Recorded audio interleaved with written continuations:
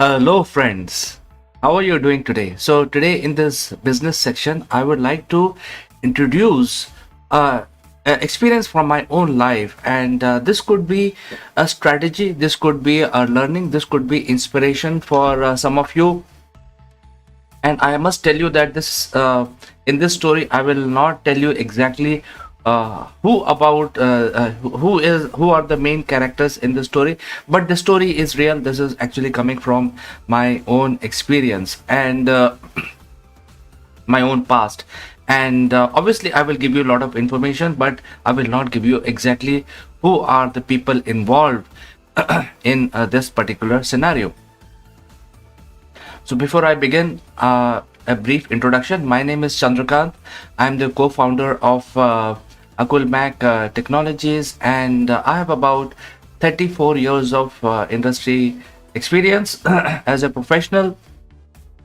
I started way back in 1992, 1993, and grew through the ranks, and then worked in many countries. Uh, Led large sales execution deals, managed large teams across regions, and now I'm managing Akulmach Technologies, which I'm a co-founder, and we currently work with startups and small medium enterprises. We help them sell better, faster, and because I've been in the industry, including my partner, we have about 60,000 connections across the world, and therefore we bring those vital connections to the SMEs and startups so that they can sell their technology, their product faster to these decision makers. Now, the 60,000 decision makers translate to about 10 million second degree connections. So we have a fairly strong network, and we are also churning out 100 videos or live streams every month, which can potentially be used as an advertising platform. So this is a brief introduction from where I am coming, and now let us begin the inspirational story about how I was able to win the deal of my career, and which actually pretty much defined my career. Now, some of these elements may be relevant for you. Nevertheless, I'm live, and therefore you can interact with me by asking questions, or if you have any observation, please do share by using the chat functions in your social media. All right. So the whole discussion is about the largest deal, and the largest deal is not the kind of deal which is right there. The deal is not which has already happened and it is available, and I go and compete and then we close the deal. It's not like that. It's about in order to win large deals, you got to do certain things.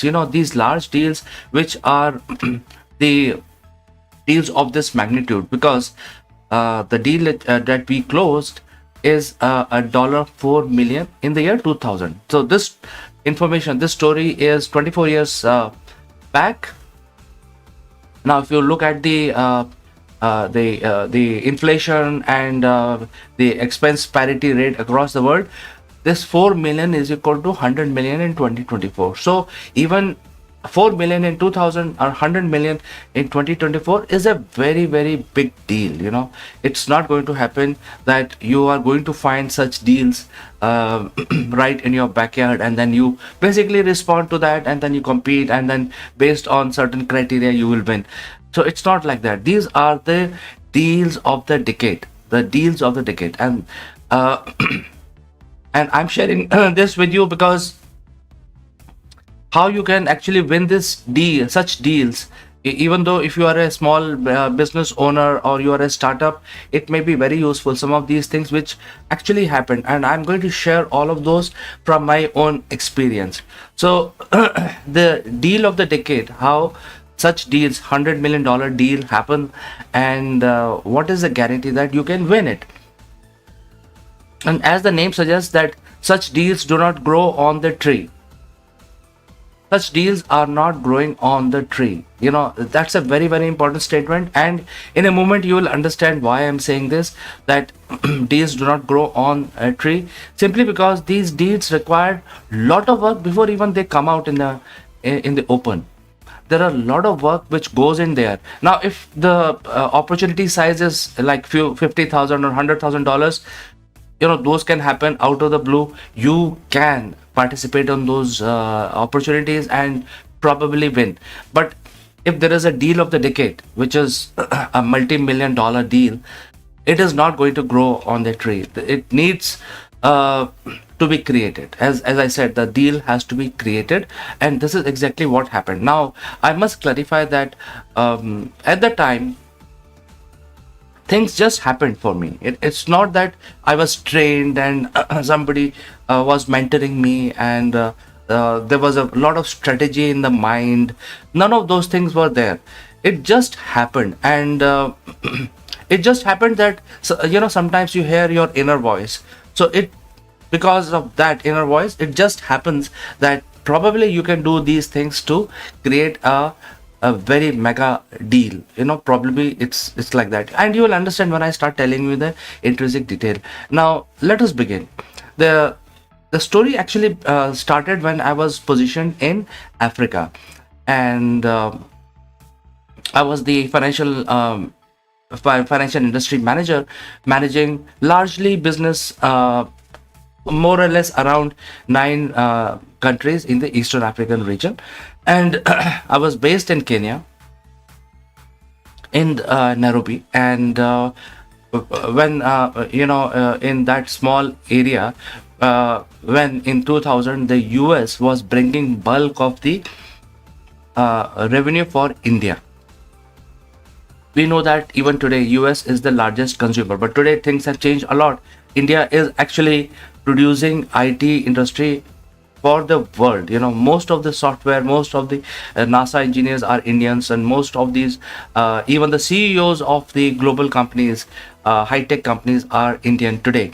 But back in the day, in the year 2000, if you are closing deals, and this was a time when the Indian IT industry was growing predominantly in US and in UK, and people used to think that, okay, if the top dollars have to come from these regions, they will come from US or UK.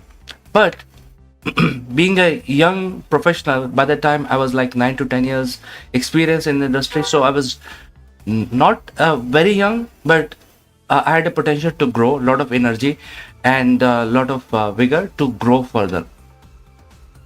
Now, considering the time, in year 2000, you are posted in a small corner of the world which is not famous for IT industry at all. No big opportunities coming from that region, but you had to do something. Now, the East African nations, at that time, these 9 countries, they were predominantly taking and surviving on the grants. So anything that happens, a large opportunity that happens from East Africa, happens because of United Nations.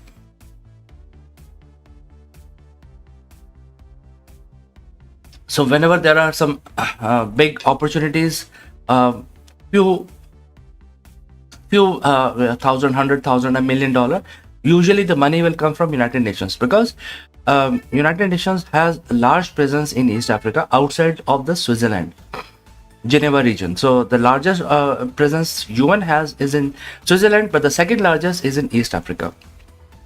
And they do a lot of implementation charity work from East Africa, especially for the African region. So that was a scenario. So at the same time, since I was looking at the financial sector in the East Africa, I had to make sure that there are sufficient pipeline. There has to be a pipeline for me in order to justify my own job.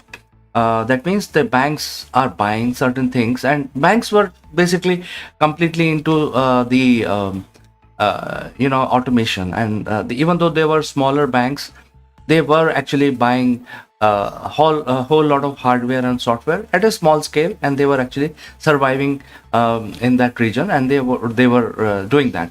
So as a finance sales guy for finance industry, I was obviously looking at that pipeline which was ready made, which was already happening.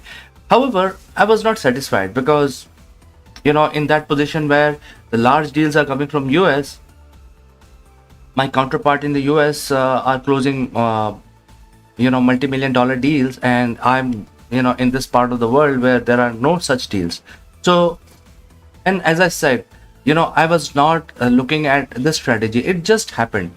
Now the basics I knew very well, and in order to do certain things, there has to be an inspirational story, and that is exactly what I set doing about. And then I realized that even though the financial industry is buying software, buying hardware, buying systems, technology, etc., the stock exchange is largely, the stock exchange in that one of the countries was largely a floor based stock exchange. And when we say floor based stock exchange, is the kind of stock exchange that you see where people go physically and shout their deals. Somebody has it, somebody is selling the share certificate, somebody is buying the share certificate. Both buy and sell orders are shouted on the floor of the stock exchange. So even though that was a very small stock exchange, not a large one, and people did not had any focus, because of, if you do things manually, there could be frauds and there could be all kinds of things happening there. And all of these things can be stopped by automating the stock exchange. But nobody had an idea what is the implementation of the stock exchange software looks like. Nobody had an idea.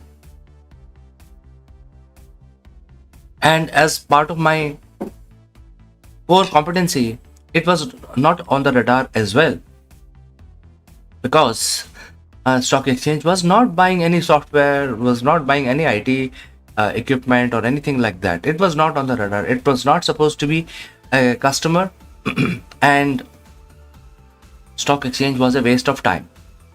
But what I needed to find out is an inspiring story, because when I was in India, I got a chance to work with the stock exchanges in India, and I knew exactly how the stock exchange industry transformed because of the automation.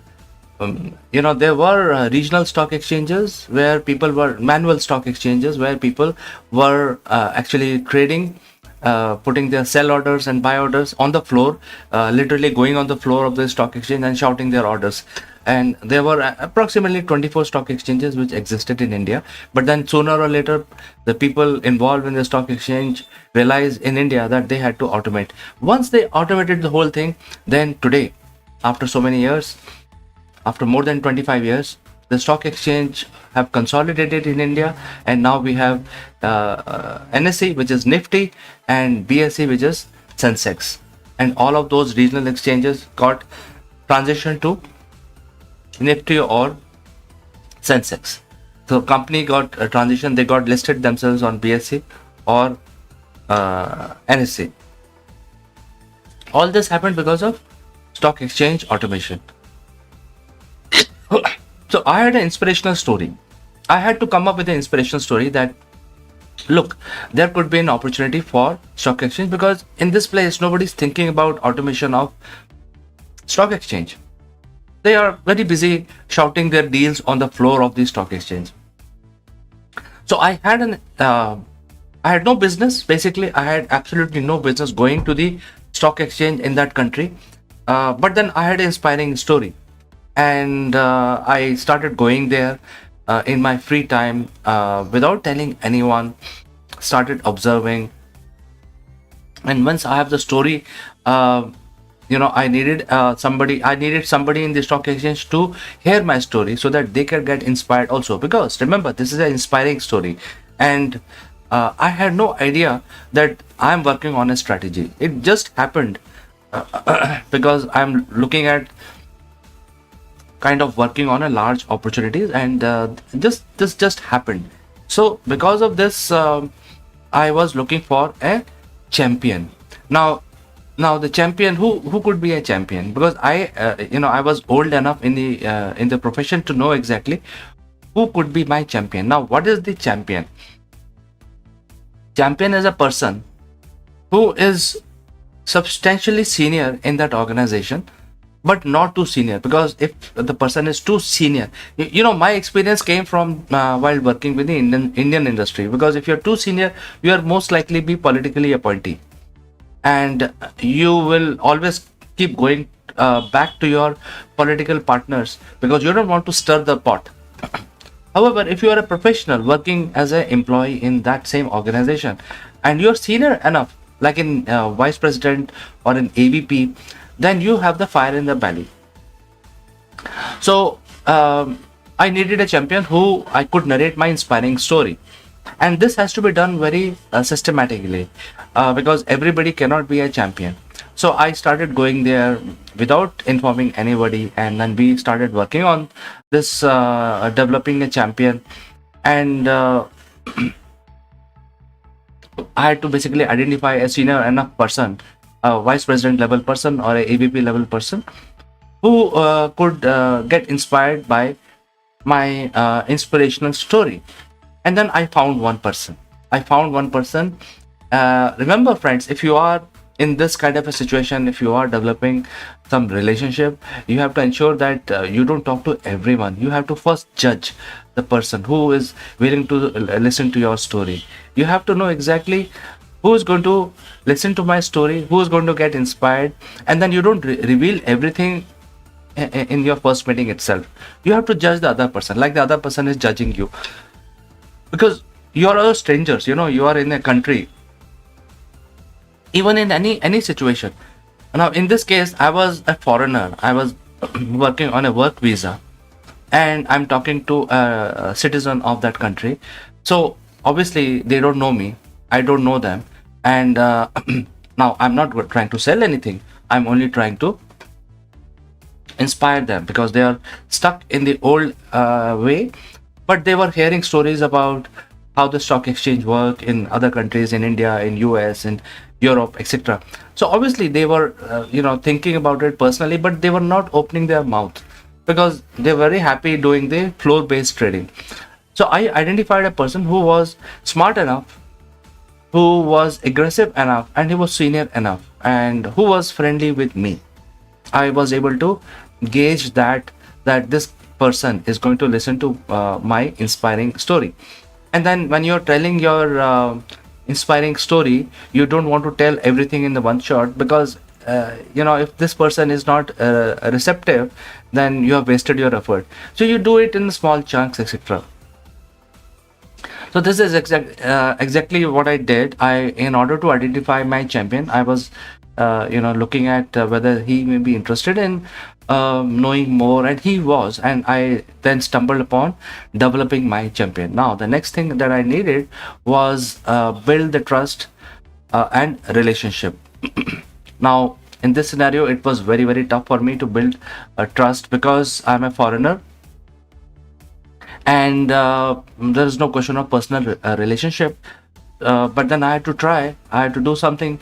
So gradually the trust angle started creeping in, and the trust angle is basically not dependent on any give or take. It's basically mutual respect for each other. And since I'm not selling anything, because remember my target was from the banks, not from the stock exchange. So since I have nothing to sell to him, gradually based on what I had to share with him, and I have nothing in return, I was not asking anything in return.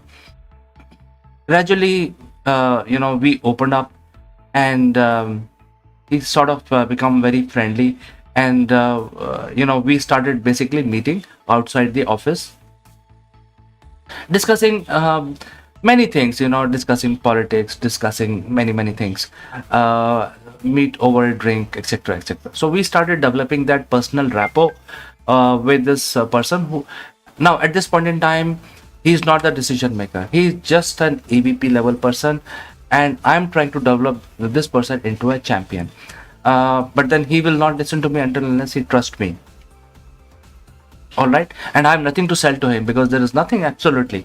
The customer, when you call a customer, when the customer buys from you and you sell something to him, then you have a matchmaking, right? Customer versus vendor matchmaking. They were not buying. I had I was not selling to them, so there was nothing.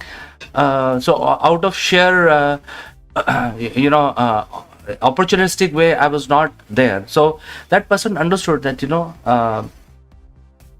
Chandrakant is not selling anything to me, and there is no intention, because anyway, stock exchange is not buying any computers or anything. They are not buying anything related to IT. So gradually we start meeting. It took some time. It took some good amount of time, 6 to 9 months roughly, where we become quite friendly. We started meeting for his personal functions, and I started inviting, because I have nothing personal in that country, so I started inviting him to pubs, etc. We continued our relationship, meeting the meeting and discussing. Now when we meet, what is that we are going to discuss? There is nothing personal between us. So whenever we meet, we will discuss only things related to what you can do, right?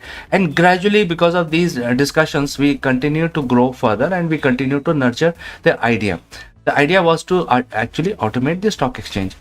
Now this person is falling into the grow gradually, and then because remember, this champion was having the fire in the belly, and he wanted to basically change his own stock exchange, thus changing the face of the country, right? Which has changed now after 25 years. While you're doing that, you don't want to lose grip of your own core areas, which is meeting your targets from whoever is buying your from your company and selling to them. So you continue doing your work, and this is something which is happening on the side. And here we are discussing about the large value deals which do not grow on the trees, right? So how the large value deals grow is something which I'm trying to share. All right.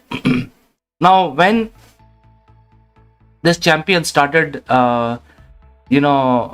taking the idea further within his organization, obviously there are push and pull in every organization. There are push and pull in my organization. There are the red tapeism which exists everywhere.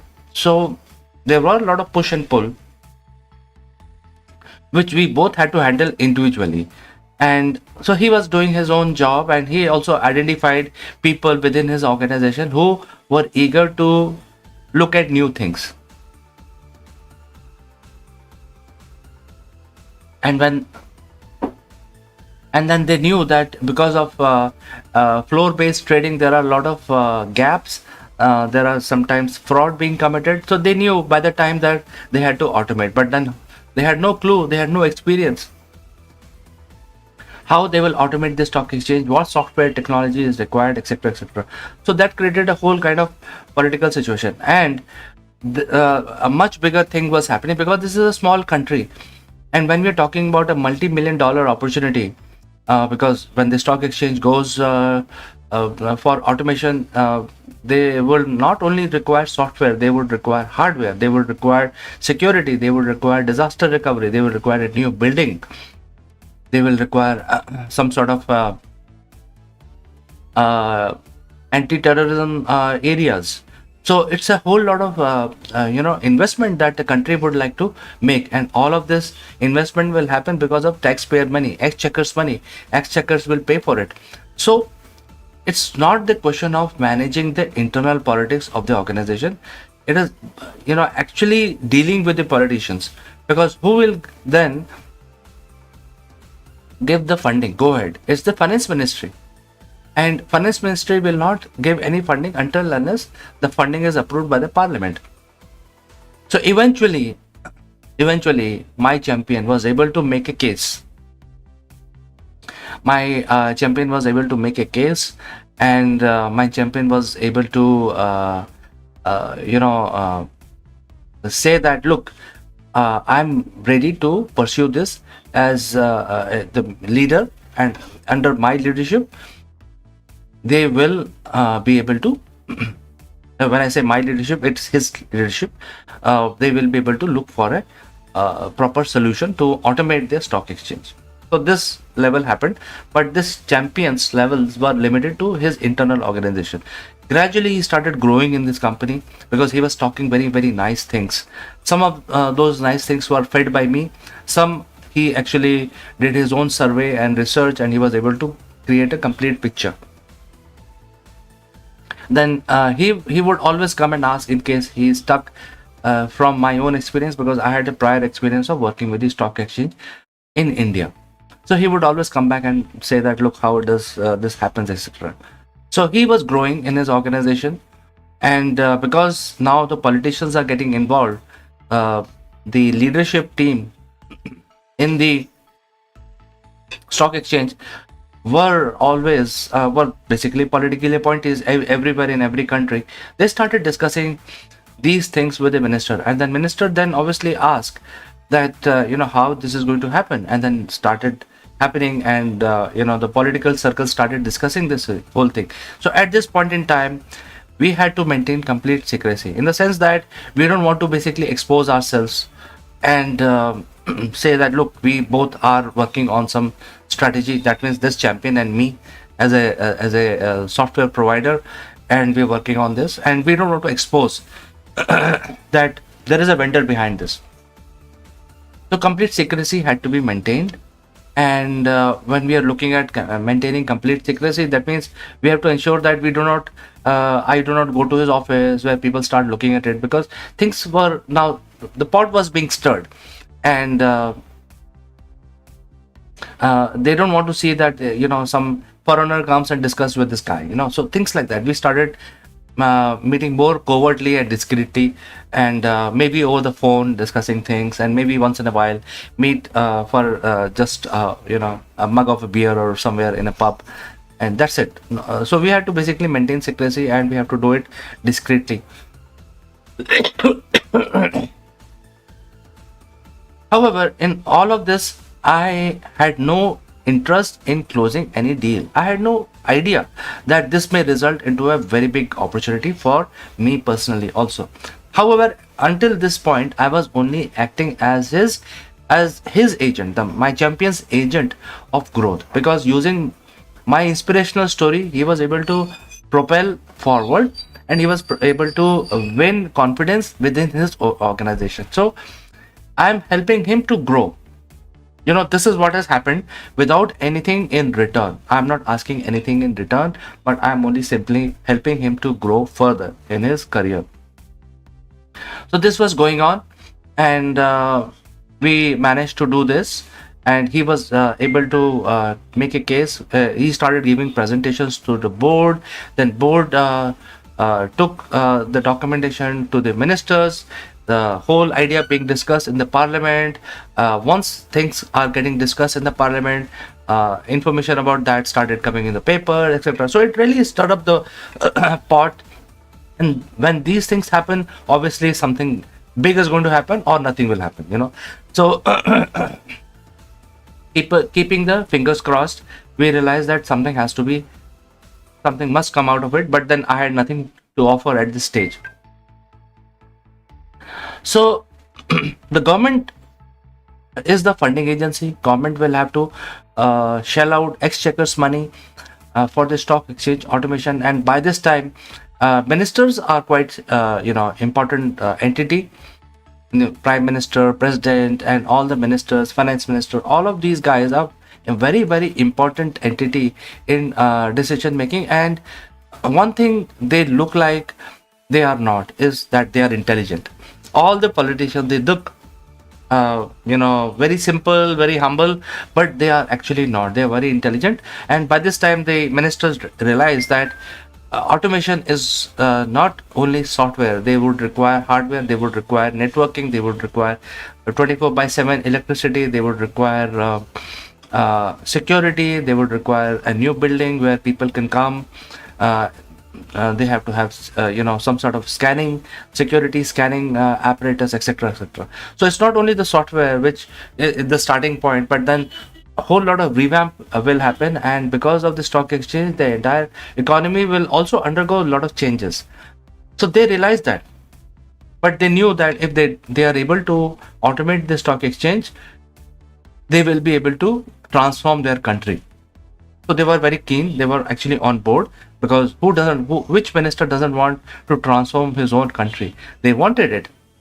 but they had no clue how to do it. So they went back to the ministers basically went back to the board of the stock exchange. They said, okay, give us the plan, please come up with a plan, and then we will see what we can do, how much money it will take.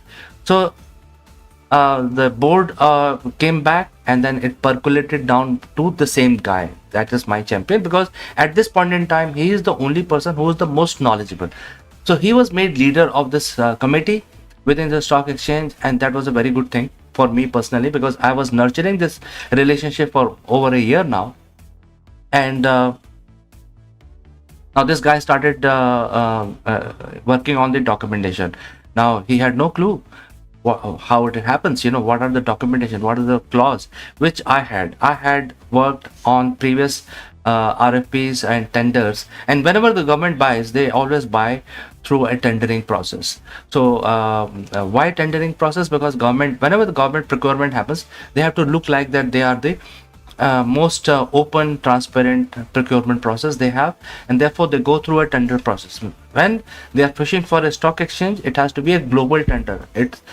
It's not going to be a local tender, because nobody has done it. It's a when I started my stream today, I said this is a deal of the decade, right? So nobody has done it prior within their country. So it has to be from outside always, whether from US or from Europe or from India, where people, or even South Africa, where people have actually implemented stock exchange successfully, and they have the experience, they have the technology, etc. So it has to be a global tender, and it has to be floated by government, government, not a government company, directly with the government, so that the government has more control on the fund expenses, etc. So it became really big, and the owners of developing this RFP came down to this champion. Then we actually met, and he wanted how to write this document, and I had all the information by this time, because I had prior worked on the stock exchange opportunities in India, a couple of them, and the documentation was very relevant. So I gradually started transferring the knowledge to this champion, and he was very thankful for that, because it is so complex. The stock exchange opportunities were so complex. Now at this point, I realized that this is a deal where I have to win, because before that there was no deal for as a sales guy. So although I was actually building up my relationship, but I had no clue what this relationship will translate into. Now at this point in time, I knew that this is going to translate into a stock exchange opportunity. And usually within India, I've seen that once a stock exchange buys something, they will not buy for after a decade, until a decade. Once they standardize on something, they will stick with it. I've seen that happen several times with a bank also. If a bank buys from a company, that's it. The deal is sealed for life.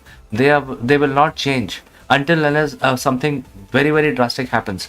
So usually these deals are a deal of the decade. So at this stage, I realized this is a deal of the decade, which is developing now and becoming serious, because now the RFP is being prepared. And now, because I was the influencer in this case, I became a natural ally of the champion to develop this RFP. I was giving a lot of documentation to this guy, and he was actually building it. Now at this point in time, he had a lot of confidence and trust on me also, so he wanted to deal with me only. He wanted the deal to come to me, and he didn't want the deal to go to anybody else.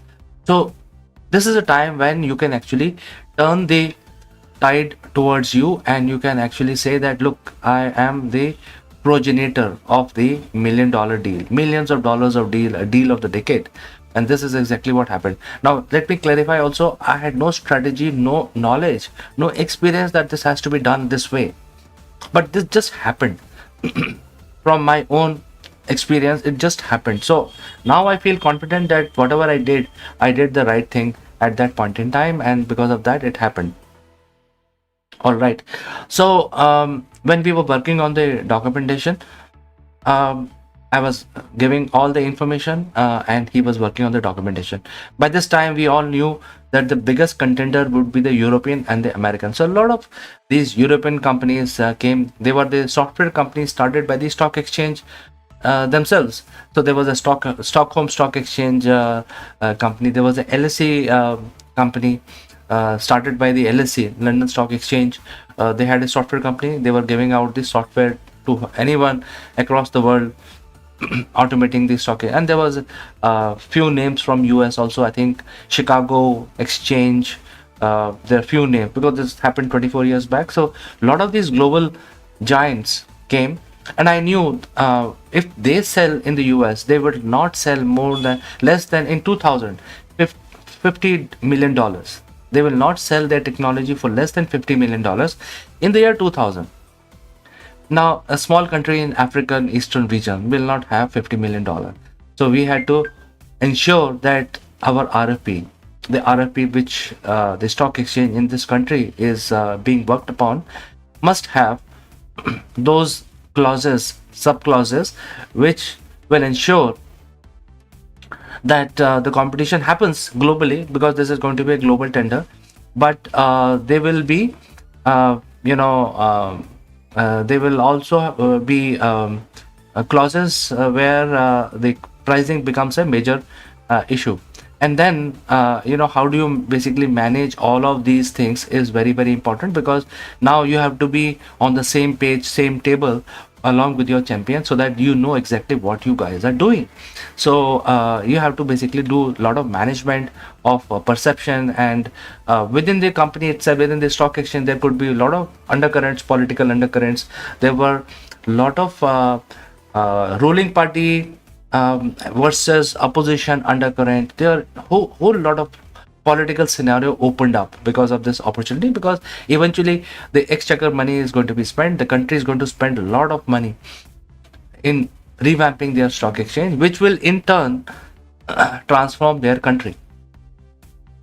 So this was being worked upon, and whenever there are government selections, whenever the government buys, they buys through a tender, simply because when they decide, they actually go with certain criteria, and we call this criteria as L1 T1. That means lowest one, but technically most advanced. That means quality wise, the T stands for quality or technology. Best quality, lowest price. That's their whole mantra whenever they procure. And this government is no different. They have to go with that. They don't want to shell out a lot of money, but they want the best quality in their country. Whatever the best dollars can buy for them. So by putting the right amount of documentation, clauses, sub-clauses, we were very sure that all these European and American companies will not qualify, simply because their pricing is so high. Their softwares are overkill. Whatever they have, the softwares are for their own country, which are very advanced, not for a startup kind of a situation. So why a country would like to pay for such a big behemoth software which they don't have a requirement? So we had to ensure that we exactly pinpoint what exactly we need to start with, and then after a couple of years, after 5 years, after 10 years, etc. So all of this phase wise requirement have to be captured in the RFP, which we did, which actually my champion did. And once the RFP was approved, it was floated. As expected, a lot of people responded. However, they were giving very large, very comprehensive software which was not required, and then they got nullified in the first round of selection itself, because the pricing was so high and they were giving such comprehensive software which was not needed. So eventually competition came down to one or two companies from India only. One or two companies from India only, and one of the company was my company. So now I'm sitting on a crossroads where I am the progenitor of a opportunity which is deal of the decade. We were able to close this deal. When I started this journey of creating this RFP, I had no clue that this effort or this initiation will result into a opportunity for me to basically transform my own career. I was only at that point in time, I was only helping my champion to grow in his career, However, it also transformed my own career because I showed it to the world that I can close large value deals, and nobody knew that such deals will happen. And one more thing I'd like to tell you, that if such a RFP is out in the market, and at that point in time, if you initiate your responses, you have already lost it. But in my case, I started the journey when there was nothing. There was no RFP, there was no thought even. So I was in a very strong position because I was among the first few guys in that organization which had the clue that what you can do if you do these things right. And therefore there was a lot of confidence, and the confidence translate into relationship. As people say that customer buy again and again from you because they trust you, they believe you, that is when they want to spend money on you. So something like that. So $4 million in 2000, which is equal to $100 million in 2024, a large value deal, which also helped me in my career, because I can talk about very confidently that, look, I was the person who was able to close the deal. But then nobody knows what went behind in coming up with this kind of a RFP, and why we were able to win. Now imagine the situation that if we had entered the fray after the RFP has been floated, then the person obviously will not know how to respond to this. There may be some gaps. Even if there are other Indian companies who competed against me, they would not have the ability to understand such complex RFP which is being worked upon over previous 2 years. And they would actually do a lot of content based, because when the RFP is out, you would get only 2 weeks to respond typically. So what we have done in 2 years, you would have to do it in 2 weeks. At this point in time, you have already lost it. So remember, friends, I'm sharing this with you because if you are in your region, whichever product category of business that you are sitting on, the opportunity of making large mega deals will not happen out of thin air. A lot of work goes on before the initiation happens. So if you are entering those large deals after they have already landed into a tender document, there is no point in entering, because somebody like me would have worked on those RFPs, and eventually those guys will only win that business. So if you enter by responding to the RFP, don't have any hope of winning those opportunities. So this is exactly what has happened, and I'm sharing this story with you because there could be some inspiration for somebody who's watching me live or even later on. And I can now end my narration by talking about Akulmach. Akulmach is consulting company working with the startups. I am the co-founder of this company, and we actually help startups to differentiate themselves from Me Too syndrome. We help them get out of Me Too syndrome. We also help them find new customers. Today we are connected to 60,000 decision makers globally, which in turn result into at least 10 million secondary connections who could be decision makers also. So we provide a huge network.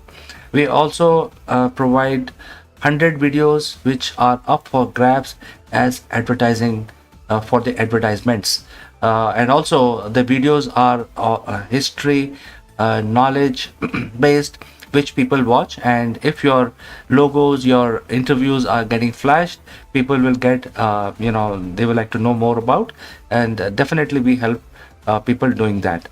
So with this, I will like to say goodbye for today, and if you have any questions regarding this, please do not hesitate to share your questions. I will respond as quickly as possible. So friends, thanks for watching me live. I will see you in the next one. Bye for now.